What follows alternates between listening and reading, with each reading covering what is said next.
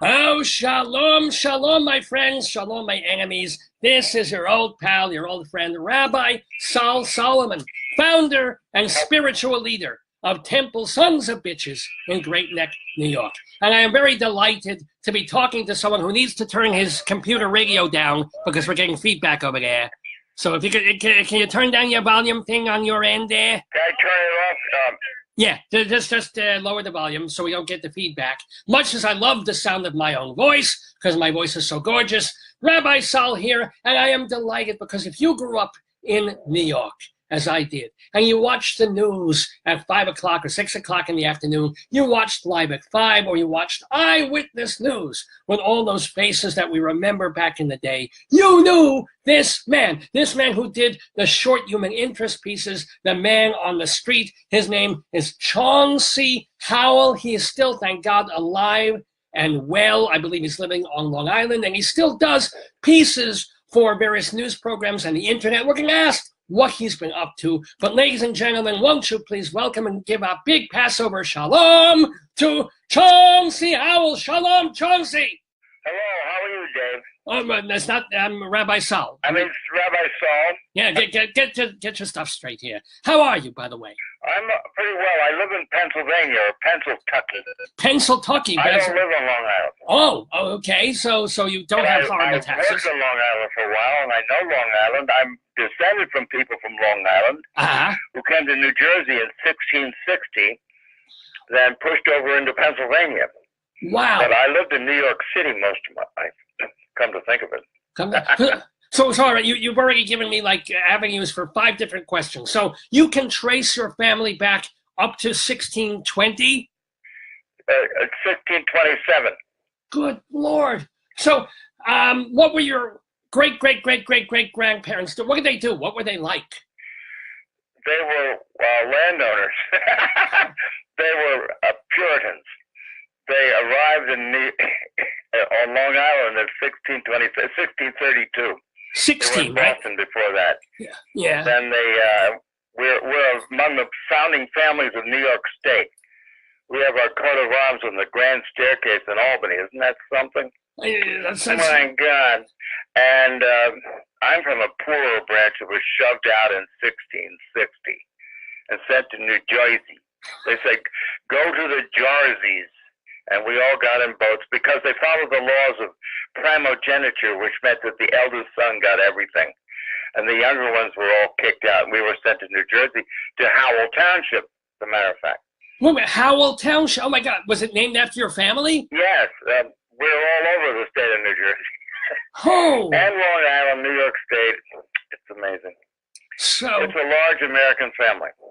Wow, I had no... All descended from one man who's the reputed founder of Southampton, Long Island. How many children did he have? Like, maybe he had 50 kids, and they're just... Well, by 1660, he had about 60 grandchildren. He arrived with 5 grown male children in 1627, and they were already grown and had their own children, and they just spread all over the place. Well, there really wasn't much else to do back in the 1600s except No, we all so... married with the same families over and over again. That's why I'm named Chauncey. My father was a Chauncey. There's a Chauncey family. If you go to Brooklyn, you see Chauncey Street, and there used to be Howell Street. Then in Jersey City, it's the same thing. And that was based on... all over New Jersey and Long Island. Bellport, there's a Chauncey Street crosses the Howell Road. And same out here in Pennsylvania. Well, let me ask you, though. It's almost obnoxious. What? I'm sorry, what? but let me... I have to say, when you were a kid growing up with the name Chauncey, did you get beat up all the time? Well, I complained to my father, who was also a Chauncey. Right. And he said, well, I thought of naming you Herbert Hoover Howell. Would you have liked that? And I said, no, I'll take Chauncey. Chauncey's fine. And so it helped me when I was on TV in New York because a lot of people thought I was from Brooklyn. They didn't know I was from a small town in Pennsylvania. Yeah. They thought I was from Brooklyn because of Chauncey Street. And the Irish all assumed I was Irish because of Chauncey. It sounds Irish, doesn't it? It's like Shaughnessy. And there was Chauncey Olcott, the famous Irish tenor, who was not really Irish. He came from Buffalo, New York, and his real name was John Chancellor, like my old friend from NBC. Well, I remember John Chancellor. Yeah. Believe it or not, and he wrote My Wild Irish Rose, Mother McCree, Rosa Trelly, When Irish Eyes Smiling, and he was a stage Irishman. So, but your family, you are sort of Irish-ish, or it's essentially... No, I'm not Irish at all. I'm English. No. English, pure English. Well, not pure. My mother's Welsh, actually. Oh. So never bet with her. Her maiden name was Powell, which means son of Howell, because Howell is originally a Welsh name, but my family left Wales in 1400 for a better life in England. Wow. Now, you don't want to tell them that. They get very huffy about that, those Welsh. Well, of course, and if you leave Wales, you have to spout off. Society called me in New York and wanted to give me an award for being a well-known Welshman because the name is a Welsh name, definitely. And when you go to Wales, there was who was the Howell the Good. He was around 700 A.D. And everybody named Howell claims to be descended from him. They're all misled, of course, but let them think that, right? It's very interesting. And anyway, I want to wish you Chag Sameach. Why, thank you. Well, Chag Sameach. And a Zisa Pesach.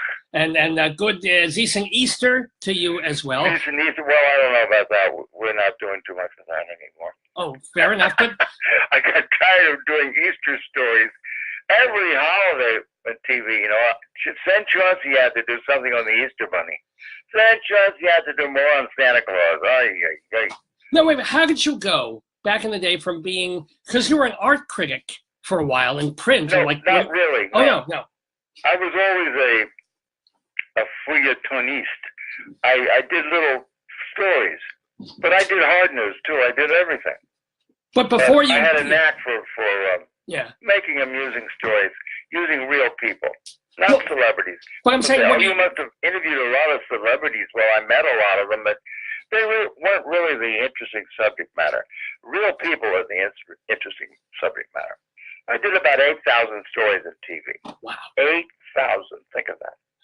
Man, do you have the archive? Never stopping. Are there... NBC, they call me the good soldier because they send me out on any crappy story idea, and I'd make it good because I'm actually talented that way. They would say, little girls who were reporters would say, Chauncey, how come you know so much? And I said, well, I could say to you, and I'd be mean if I did say this, I could say to you, how come you know so little? That's our job to know a lot of things. And we're reporters, right? Reporters? Well, it's just preparation. You take a half hour before you do a story, and suddenly you're an expert. That's how it goes, you know. Well, I have a lot of reference books. I'm very good in the library, and now we have Wikipedia. My God! Also, I was a good student in school. I loved school, and I majored in Greek at Amherst College, so I had a classical background. Wow! So I can tell you the name of Hannibal's favorite elephant.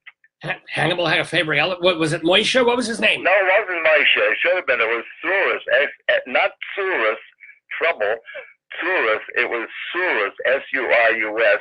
And the other elephants were said to be very jealous of him because he was more richly caparisoned. Well, he had a longer trunk. As the statement goes, he wore a fancier clothes. He had more interesting elephant drops or draperies. Elephant drops would be interesting. I'm speaking to I just put my teeth in too, by the way. Oh, good to know. Thank you. For teeth. You know, I got my mother's teeth. They were like butter. She didn't have good teeth, but I got. My father had only one cavity his whole life. I didn't get his teeth, but I got his hair. Now my hair is so thin. What about your hair? I'm still okay looking, but not great. You know what I mean? I hear you. But let's get back, though, to how you became a TV news person, because it's a dream job. I was a writer. I worked at Women's Red Daily. I did a lot of stuff for the Sunday Times. Right. And one day I got a call from somebody at NBC, a letter actually saying, what do you look like? Because we like your writing. That's when they cared about writing and expression and so on. So I went to see him, and 6 months later I was working there at NBC.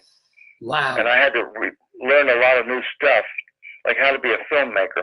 Well, first of all, did they instantly try you out for Human Interest, or were they testing you as an anchor? I started my first season. I was the drama critic at NBC. Then Peter Lindstrom wanted it so badly they gave it to her, and I said, "Oh well, who cares? Who cares? I just like doing stories, little stories. I like going out to Queens and Brooklyn, and my God, I did every neighborhood in the whole tri-state area. My God, the Emmys that I won were things like my portrait of odd things like my portrait of Mamaroneck, which I turned into a Rossini opera. Mamaroneck. Do you recognize that? That's the Barbara Seville. Yes. And the overture. Then I did Ho Hocus, where the crocus first awoke us, and we'll sing this to you, choke us. In Ho Hocus, NJ, that won an Emmy too. Then I did another one on Elthingville in Long Island, which has more above ground pools than any town of its size in America. Yeah, above ground pools, and we went in every damn pool in the whole town. It was great. Do you have a favorite? That's the kind of stuff I like to do. What was your favorite one or two pieces that you did in those days? People ask that all the time, and I used to say, well, the one I did yesterday, or the one I'm doing tomorrow. What do you think of that? Right. Because I couldn't tell you what my favorite piece was. I did so many, and there were certain characters that I developed, and there were certain, I have anecdotes I tell about certain stories, so I guess in a sense they were my best stories. There was a wonderful woman in Brooklyn named Corky Schmertzler, and I used to put her in as many stories as I could until they told me to stop. Corky Schmertzler? Her real name was Frida. She lived on Ocean Parkway. Corky Schmertzler. Schmertzler.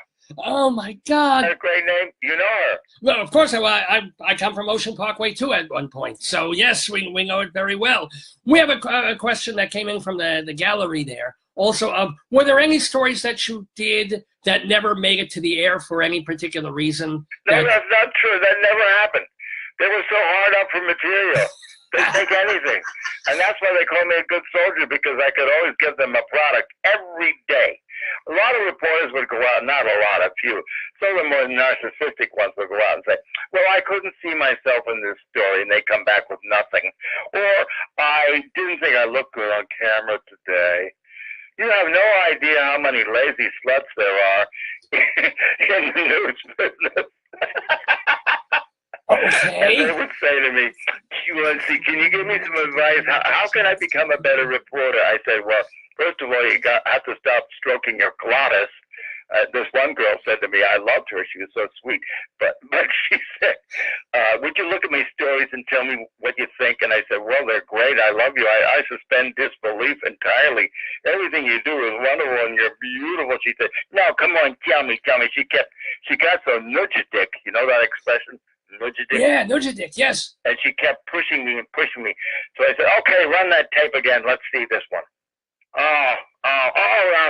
Stop. Well, what did I do wrong? No, it's not what you did wrong. It's that you stroked your glottis again. You keep stroking your glottis. She said, show me. I said, look, there. Listen to that. Did you hear what you just said? You said, he didn't. Then she said, no, I didn't say he didn't. Yes, you did. You said he didn't.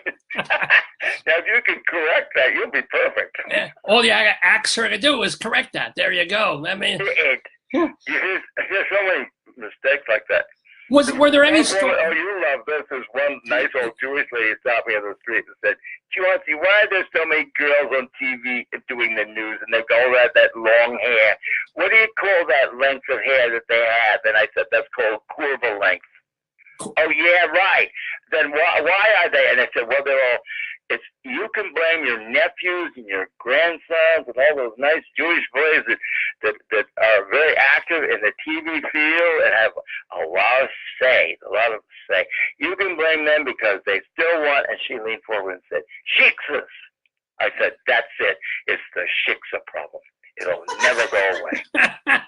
Oh, let me tell you, I've had my share of shiksa problems. Let me tell you. We're talking with Chauncey Howell, by the way. It's 10 o'clock in the morning, Eastern time. We're in the neighborhood with me, Rabbi Sol Solomon, Chauncey Howell from the TV news. Now take us through, though, the timeline. You started first on Eyewitness News, and then you went to Live at 5? Or NBC.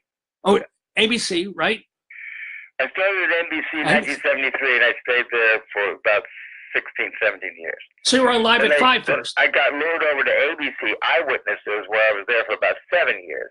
Wow. Then they didn't renew my contract because I cost too much, as my agent said. And I said to him, "That's your fault, motherfucker. I just do it for the fun. You do it for the money. You take 10% of all that."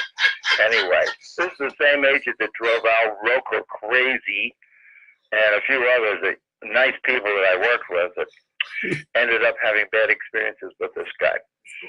But anyway, then I went to, because they liked me out on Long Island, I went to News 12 Long Island, and I stayed there about 10 years. Oh my God. And then you retired, or what happened after that? Well, I retired. I worked till I was about 78. That's long, isn't it? Yeah. I was working longer than most people. True. Because I could still do it. And you still sometimes post things on the interweb. You still... Well, I put stuff on Facebook, but it's different stuff. It's me singing songs. And they get quite a bit of attention. I did a couple of Irish songs around St. Paddy's Day. Right. And I'm working on Glowworm. You know Glowworm from Glow, 1903 by Paul Linka? Right, yeah. Do a Glowworm thing. Sing a song. Shine, little glowworm, glimmer, glimmer. Shine, little glowworm, shimmer, shimmer. Lead us lest too far we wander. Love's sweet voices calling yonder. I have to vocalize a bit this morning before I sing again. Yeah, nobody should sing before 11 I'm o'clock. singing in German to the original German. Glühwürmchen. Wow. Shimmer, shimmer.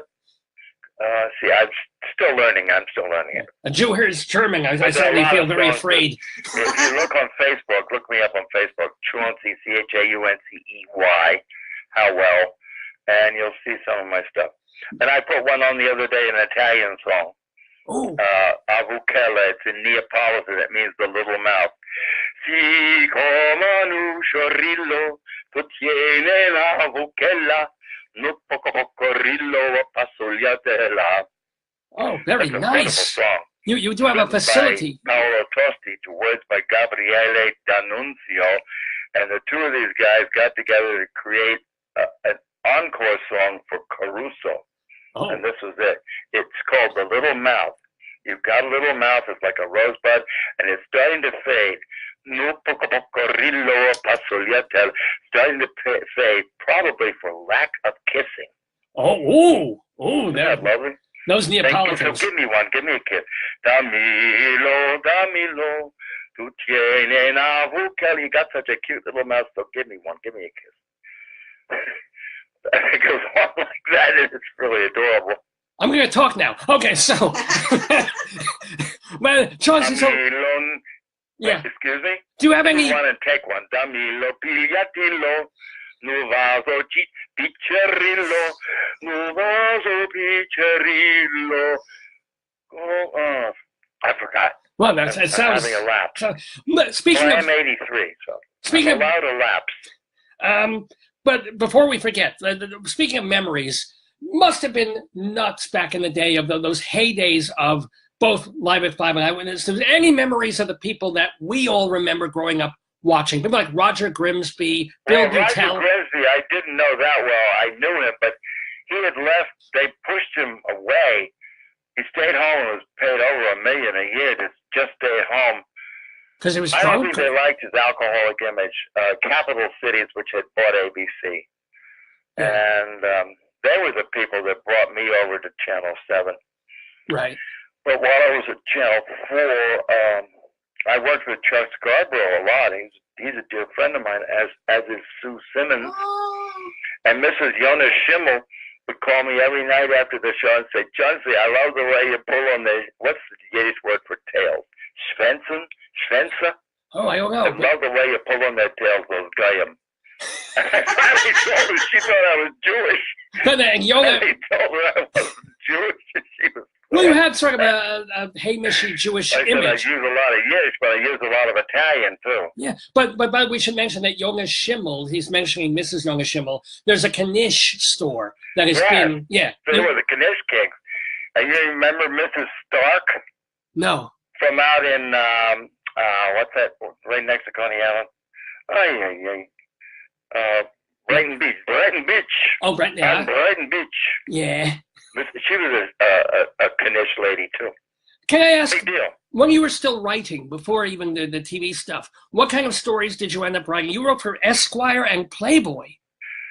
Yeah, I was a Playboy restaurant reviewer for years, but I wasn't a good food writer, so I let them. But they didn't care. They just wanted me to write a entertaining piece about a restaurant so that their viewers, they could put it in the front of the magazine. And so I was quite a writer, and that's how I got to TV, because they wanted to see what I looked like. Yeah. They said, "What do you look like?" And I had a little bump on my forehead, a cyst. We'll have that removed. I said, "Oh, thank you. I want to be. Am I good looking enough?" "Yeah, you're okay looking. You look normal. That's what we want. People that look normal." Well, you're certainly... You're a cute guy, too. You've got a lovely punim. I'm looking at it right now. Oh, you're very sweet. You're very kind, and I thank you so much. You know, so get me on TV. I guess I am on TV at the moment. There's a story about you and being a paper boy. A paper boy? Oh, well, I mind that if you will. I was a paper boy here in this town that I live in Pennsylvania when I was a kid. Right. And I sort of relished it because it was so entertaining to meet all these people. I think, and I wrote a story called A Thud on the Porch. Right. And so I have many memories of my paper boy days. No, but there was a story about either announcing... Part of my repertoire for a long, long time. Yeah. And I'm a good stand-up, by the way. I give speeches mostly to... I used to give a lot of speeches. And it's mostly telling stories about my career, funny stories. And the one that was most popular is about a famous anchorman. You can probably guess who. Yeah. Who once called me into his office and said, "Chauncey, did you hear the story I read tonight about the man being tried in absentia?" And I said, yeah, I lied, of course.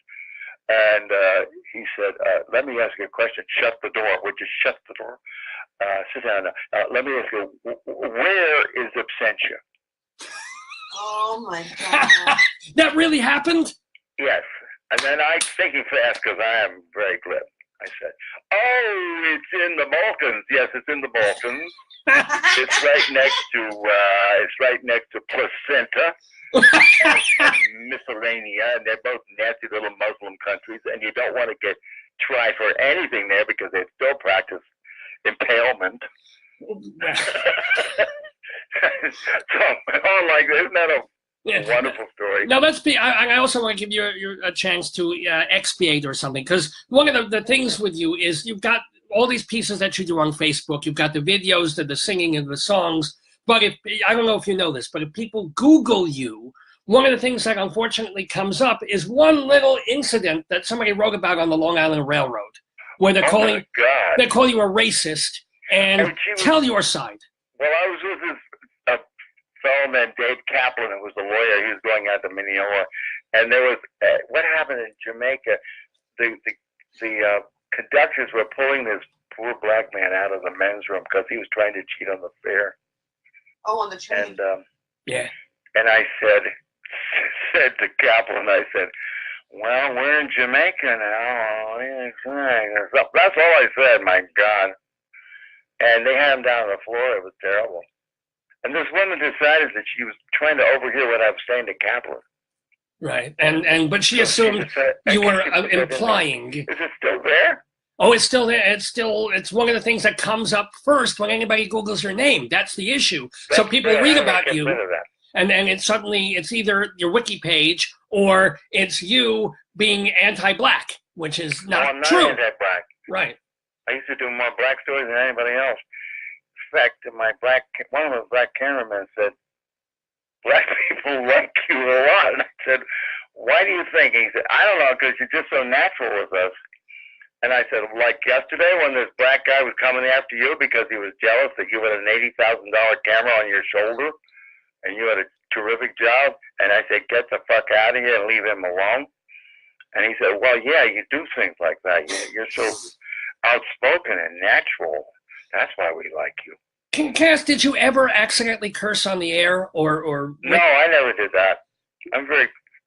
Other people did. I was just thinking about it. A man called me up, was so angry at me because I let somebody on a live remote use the word tuchus. Oh, tuchus, come on. And I said, I can't help it if they want to say tuchus. I couldn't stop him. He said, that's terrible. You let him say, no, I didn't let him say tuchus. But wait, I want to, this is really interesting to me because now everything's digital. It's so fast. You tape it, you do it, you in-camera edit. Back when you had to do it in the 1970s, you went out, you were on the street. Take us through like the timeline of getting up in the morning, doing a story, going back to the office, cutting it together on, I guess, Steambox. I came in early in the morning, and then we would decide what I was going to do today, or they just say, go out and find something, which is usual, because I could always find something, and I did about hundreds, it seemed, of portraits of little towns and villages and neighborhoods. Right. And I just go to those places, and I have a knack for doing that and drawing people out, and most of the stories about the people. Excuse me. So that people at the office at NBC and also at ABC would say, why don't you get down to Greenwich Village where you live? I said, no, they're too snotty down there. They said, oh, TV, I don't want to be on TV. Oh, God. I said, well, why don't you go to the Upper West Side? No, they're worse there. I have to go out to Queens and places like that where real people live. I remember a woman on the Upper West Side said to me, I was doing some story, and I can't remember what it was, but I liked her. I wanted her in this story, and then she said, she had to say to me, well, of course, I never watched Channel 7 or Channel 4. I watch PBS only, and I said, oh, by the way, when is this story going to be on? I said, why do you care? You're not going to be in it. She said, what? I just cut you out, I said, because you patronized me. Good for you. Then she was begging me to keep me nicer and put her on TV. Did you? I put her on anyway, but I thought, these people are so haughty and hoity-toity on the west side and the village, and we don't want, and out on Long Island, they say, why don't you go to Muttontown? I said, those people don't want to be on TV. I have to go to Jericho, or I have to go to Mineola. Those people want to be on TV. They're real people. They love being on TV, and I love putting them on TV. So, anyway. But I want to know the process. Like, how long would it take? Well, then I go out around noon. I'd be 11 or 12 or 1. I'd still be working. Then we'd come back to the office, and I'd go to the editing room. When I was on Long Island, because they didn't have a union, I did all my own editing. I'm a very good editor. But I learned from other editors at NBC, and particularly at NBC. That's when I learned the craft from these older guys. And I remember my very first day, an old Irish sound man said to me, Chauncey, talk right into the camera and don't talk with a deep, phony voice like these other reporters. Like we had one named Deep Throat. We call him Deep Throat. But his voice was down there, and they all talked in a phony, fake way. And he said, this old Irishman said, talk like yourself, like you're talking to me. And he was so right. Yes. He was so right, and it sticks in my mind. But because I was trying to sound like a newsman before that, because all the others were doing that. Remember Jim Van Sickle? The name, Jim Van Sickle. He had a wonderful voice, very orotund. Yeah. Can I ask, were you working on... me one day. Yeah. He said, you have made a pretty good career for yourself with a really shitty voice. And I said, well, I guess it goes with my shitty face. Oh. Because so many of their voices didn't go with their faces. But Jim's face did go with his voice, or his voice went with his face. I don't remember. Do you have any Roseanne? Nice man, but he was very envious. Do you have any Roseanne Scammer? Envy and spite, a lot of it in TV. Do you have any Roseanne Scamardella stories? No, I didn't really know her that well. I knew her. Yeah, I did know her, but I can't tell you about her except that she was very natural. Ooh. And I was at NBC when she was at ABC, and then she left, but I knew her. And Ernie Anastas is another sweet person. I loved him. Oh. He's a sweet, wonderful person. I have to tell you that. And you say you're still friends with Sue Simmons. She was really nice. Sue Simmons and I were very close. We lived, I sat next to her for 9 years. And I have so many stories about her, which I can't tell because she's kind of outspoken herself. Yeah. Hey, are there any people that you worked with who maybe are now dead who are not so nice? So you can tell. A lot of them are. Ooh. Unfortunately. No, but I mean who are not nice people but seem nice on the air. Who were not nice people. Well, I thought some of the network people were not nice. I thought Tom Brokaw was not a nice person. And Willard Scott caught me in the hall one day. He was a sweetheart. And he said, Chauncey, but he was also a troublemaker. And he would say, Chauncey, you know, that Tom Brokaw is so mean. He makes fun of me in the office. The Today Show was right down the hall from us. I said, oh, it's terrible, Willard. Then Willard said, he also makes fun of you. Oh, and I said, why? Why would he make fun of me? I'm just a local TV reporter. I'm nothing. He said, no, he hates what you do. He hates it. It's not news, he says, and he makes fun of you. I said, really? And I was very disturbed by that. So a couple of months later, I'm in an elevator, and Tom gets on. We're all alone in the elevator. I could have kicked the shit out of him, right? Yeah. I'm actually a big person. People are surprised when they see me and see how big I am. Well, you got big. You're stocky now. I used to be. Yeah. I used to be 6'1". Now I'm about 5'11", I think. As you get older, you shrink. Anyway, I said, "Hi, Tom," and he said, "Hello, Chauncey." You know, he has a lisp. Hello, Chauncey. He said, "Hi, how are you?" And then I said, "Tom, I hear from Willard that you do a wonderful impersonation of me. I would just love to see it." And he got so scared, he jumped off the elevator. Oh, my. Lunged at those buttons, and one of them took, and doors open, and he was out. Wow. But I would say I didn't like him. Yes. But Edwin Goodman, do you remember him? Wait, Edwin Newman? Yes. Yes. Wow. Okay, yes. He was a dear friend, and I used to eat lunch with him a lot. Oh, that's so His whole nice. interest in life, at one point it seemed, was getting rid of the word hopefully.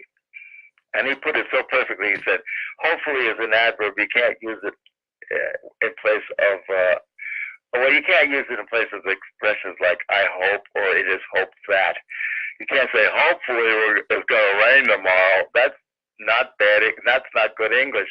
He said, hopefully can be used only in two instances. One is in the army marched hopefully into battle, or the bride walked hopefully down the aisle. I get it. I'm terrible with this. I'm something of a stickler for grammar, but I will use hopefully all the time. Hopefully I'll stop doing it. So don't use it. Yeah. It's very awkward. It's not good usage. I know. Shame on me. It's a solophysm. By the way, we have had a delightful and hopeful conversation here with Chauncey Howell. So, Chauncey, remind people. You're making a big fuss over me. Well, you're adorable, and you're fun, you're valuable, you're lively, you're just great to talk to, and you have so many things to say and so many stories. And people can see your Facebook page, Chauncey Howell, Howell. Well, talk to me. What? Oh, did you ever write a book? Do you have a memoir? No, I never did. I gave a lot of speeches, and I was sort of used those as a memoir. But I never wrote a book. Can people? I decided to be a raconteur or a storyteller, and not a book writer. I had too much writing. I spent a whole year at Women's Wear Daily doing obituaries when I was young. You know, I came out. The Army was good to me because I learned how to type in the Army. I'm a wizard typist. And that's why I had no trouble in the news business. A lot of people have trouble because they can't handle the typewriter. Huh. And I could just sit down and not look at it and just type. Well, anyway, this guy called me when I was at Women's and said, "Hello, Mr. Howell. I want for you should know that my partner just 15 minutes ago dropped dead here in the office." They had a little underwear firm of some kind. Underwear imports. Yeah. And he said, my partner just 15 minutes ago dropped dead in the office. I want for you should give us an advertisement. I said, you mean an obituary? And he said, whatever you call it. Isn't that funny? And I think he called me before he called the widow. Oh, good. Well, you know, when you write an obituary for someone who's in the underwear business, you have to keep it brief. Exactly. Oh, you're good. I love the way you talk. You know, you're a free associate of idiot, which is wonderful. Like me. That's the greatest compliment I've ever been paid. I'm a free associate of idiot. A free associate of idiot. Oh my God! What could be better than that? That's true. That's what makes discourse. That's what makes communication between people. Idiocy. Well, you are certainly not an idiot. You are a delight, Chauncey Howell. It's been a lovely thing talking to you. Well, get rid of me now. You want to get me off. Well, I would love to invite you back. In fact, you call in whenever we're on the show. We would love to hear from you because you're so much fun. And do come back to the neighborhood. I do have one last question for you because I'm just purely curious because, you know, the producer of this program, Dave, he has been a theater critic for decades. So he is curious. What do you remember, like the first show that you reviewed on TV when you were a theater critic? Do you remember what it was? I don't remember, but I was famous for the fact that I would cry on camera. And it was largely due to the fact that I was exhausted after having worked all day and then having to run over to Broadway to see some wretched thing and then run back because I couldn't find a cab, run back to Rockefeller Center and bang out a review. I didn't like being a reviewer. There was one play called Mornings at 7, and it was so wonderful. Yeah. I just got so teary when I talked about it. And nobody cried on camera, and I was the first person to laugh on camera. Nobody was natural on TV, in the news especially. And I remember when David Merrick was so wicked at the end of Hello, Dolly? 42nd Street, when he held off the news that Gower Champion had died and came out and told the cast, that is, they're taking their bows, and they were buoyed with a sense of achievement and happiness. They were so happy, and we were all applauding, and I'm heading up the aisle because to get out of the building first so I can get over to the NBC. And I had to turn around because the publicist came rushing for us. No, wait. David Merrick's going to make a speech. So we didn't want to hear that, but he made a speech, and it was though he was there to torture these kids. They felt as though they had been poleaxed onto the floor. And, yeah. I look upon theater reviewing as a form of reporting. Right. It's just like restaurant reviewing was reporting. What happened in the restaurant? What was going on? Not the food so much. Who cares about the food? We don't have taste of vision. We don't have smell of vision. You have to tell about human things that happen. Yeah. One guy had a restaurant that was that I said was like the decor was like a British regimental mess from India or something from the 19th century, and I said the decor was in the best snot-nosed traditions of the British mess. British regimental mess. And this guy told me that night people flocked to the restaurant because they read the review.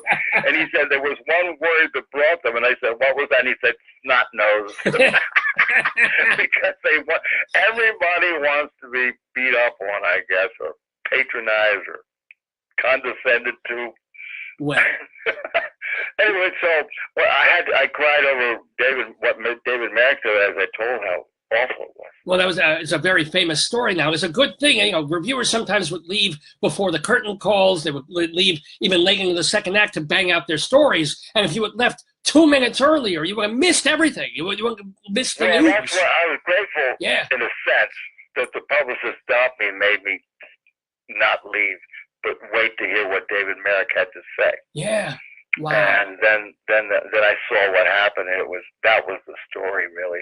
The play was very good and very successful. Yeah. Well, you know, it has been a great success having Chauncey. I look upon TV as something we've never seen before. It's not like theater. It's not like newspapers. It's totally different. And there's very little room on TV for theater reviews. In fact, the more avant-garde people I knew on TV in the news business, they wanted to get rid of all that stuff, that apparatus from newspapers, like the garden column. They even had a bridge column on some shows. They don't have that anymore. That's probably why they don't look at newspapers for future talent. Well, I mean, because they used to have... in a way, but it's understandable. They want good storytellers. And they want sexy-looking people, too. Well, no, but I remember back in the day, Katie Kelly, or Katie Kelly was not Katie Kelly, she wrote the biographies of Katie Kelly. Joel Siegel. Katie Kelly. Yeah, I mean, they had these people. She was a friend of mine, and the reason she wore bow ties was that I wore bow ties. I gave her a lot of bow ties. Oh. I didn't wear them.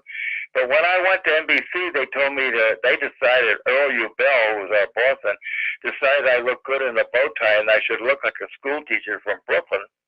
And then Frank Field, who hated him, said well, trying to make you look like him, trying to make you look like him, a school teacher from Brooklyn, and you don't want to be that. I wore fake glasses for a while that they made me wear, and then I took them off and sat on them one day, so I couldn't wear them. But I kept the bow tie, and the bow tie became quite a signature. It was your thing, that's right. And thanks for mentioning Frank and Storm Field. I totally forgot about them. Frank was my hero. He was so kind and wonderful to me. He would say things like, when you have nothing to do, Chauncey, walk out of Rockefeller Center and just stand there, and when people are looking in your direction, wave at them, and it takes about 10 years before they recognize you. And then you're famous. Yeah, my God, it's wonderful. That's how it works. But it's a pleasure to talk. Yeah. So Frank was great. There was nobody like him. Oh, my. It has been... Well, there's nobody like Chauncey Howell, obviously. There's nothing like this man. Get on his Facebook page. I watched Anchorman try to put Frank down, because they were jealous.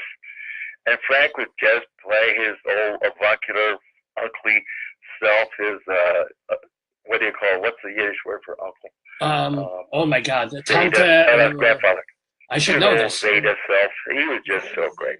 And the audience loved him. And they get so jealous when they do surveys and find out that Frank was more famous than they were. Oh, boy. Hey. Because he was giving people what they wanted, which is a nice, fatherly, avuncular, uncly person. But that is about the weather. That's what happens with TV news, though. You watch and you see the same people day after day. They become almost family, and then they're gone for 2 weeks. And it's funny. You're just like, they evaporate. It's unlike in sitcoms where you remember someone. When I left NBC to go to ABC, they actually told the woman at the switchboard in the newsroom, when people would call and say, "Where's Chauncey? I missed Chauncey. Where's Chauncey? He wasn't there today." I was already over on ABC. They didn't know that. But they were informed to tell them, this lady on the switchboard was told to tell them that I had died. Oh. Can you imagine that? Oh, he died. Oh, boy. Well, I'm flattered that they cared so much. Chauncey Howell is not, thank God, that he's alive and obviously very, very well. Go to his Facebook page, Chauncey Howell. Watch his videos. Watch his history. Hopefully, I used that word wrong.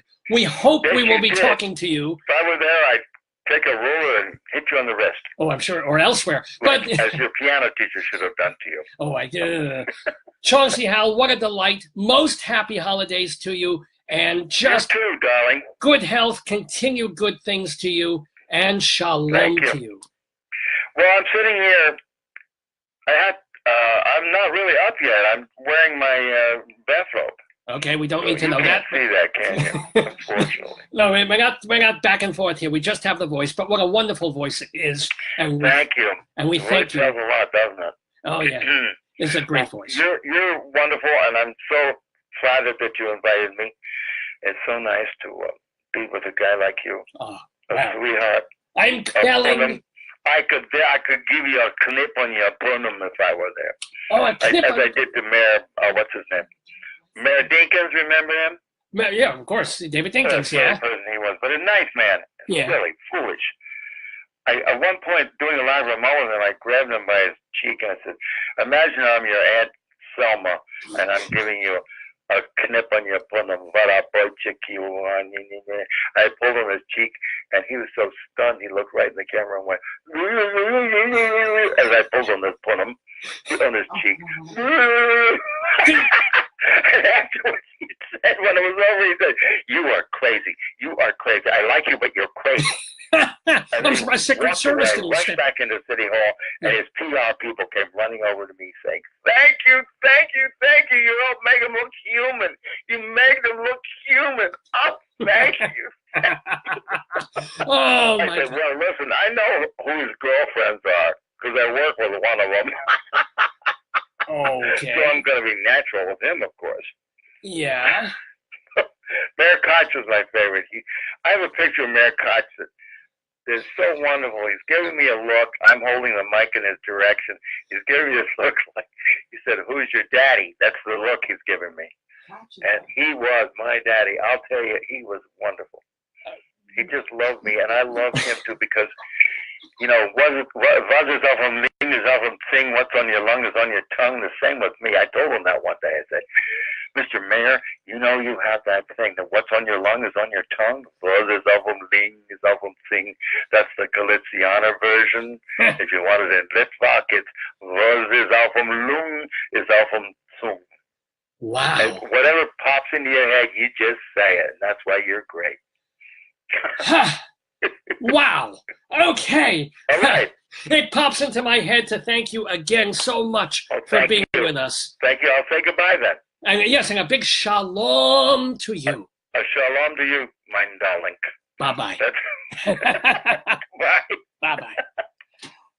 Chauncey Howell! My God, Chauncey Howell! Was that fabulous or what? Was that unbelievable or what? Oh, I'm so feeling. 10 out of 10. I'm 10. That was a 12 out of 10. That was 18 out of 10. Chauncey Howell in the neighborhood talking to me, Rabbi Sol Solomon. If you want to know more about Chauncey Howell, do go to his Facebook page, Chauncey Howell, as Chauncey spelled the usual way, even though nobody's named Chauncey anymore. Howell, Howell, like Thurston and Lovey.